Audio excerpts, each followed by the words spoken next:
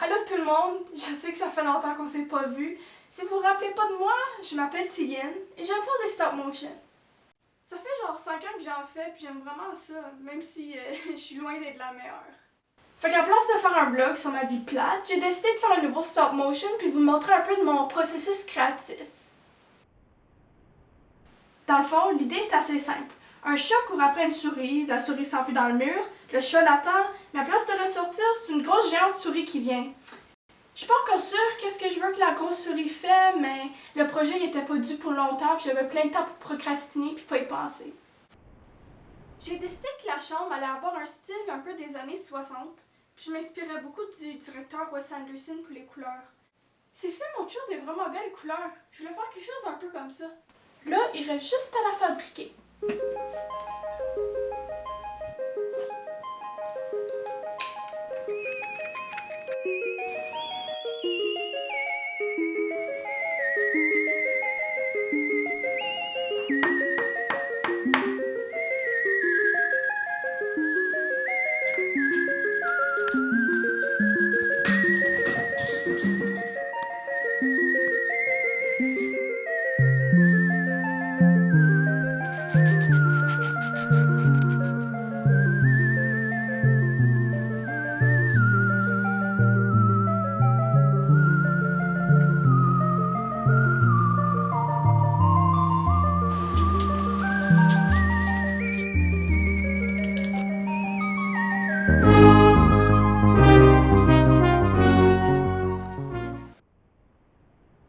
En commençant mes personnages, j'ai eu la brillante idée de les faire en laine.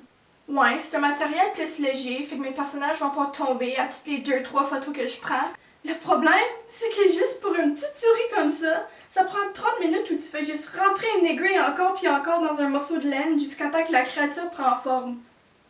Oh, mais ça c'était vraiment facile comparé à la deuxième souris. C'est vraiment le fun à faire, même si j'ai découvert comment dangereux l'or peut être. Finalement, j'ai fait le chat. Celui-là, j'ai décidé de faire quelque chose un peu différemment. Je vais vous montrer comment. Au début, j'ai fait un sketch vite fait de quoi que je voulais caler de l'air, puis basé sur ça, j'ai fait un genre de squelette en métal malléable pour du renfort. Puis j'ai mis de l'argile bien forte entre les joints pour que le chat bouge comme ça, puis pas comme ça. À la fin, j'ai juste mis de la plastine par-dessus, puisque ça me tentait plus de faire de la laine. Je m'avais assez traumatisée avec l'aiguille. La seule chose qui reste, c'est les yeux. Puis pour ça, j'ai sculpté plusieurs petites paires de yeux en plastine, puis je les ai peinturés pour que ça ait l'air comme si le chat ouvre graduellement ses yeux.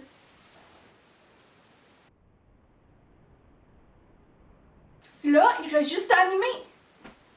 Pour l'animation, on va passer assez vite, vu que la plupart d'entre vous savez déjà comment que ça marche un stop motion. Pour ceux qui ne le savent pas, le stop motion consiste à prendre plein de photos de quelque chose qu'on bouge juste un peu avec chaque photo, puis quand on fait jouer les photos vite une après l'autre, ça donne l'illusion du mouvement. C'est vraiment le fun à faire, même si ça prend terriblement longtemps. Mais bon, on est arrivé à la fin, puis je peux finalement vous montrer mon projet fini.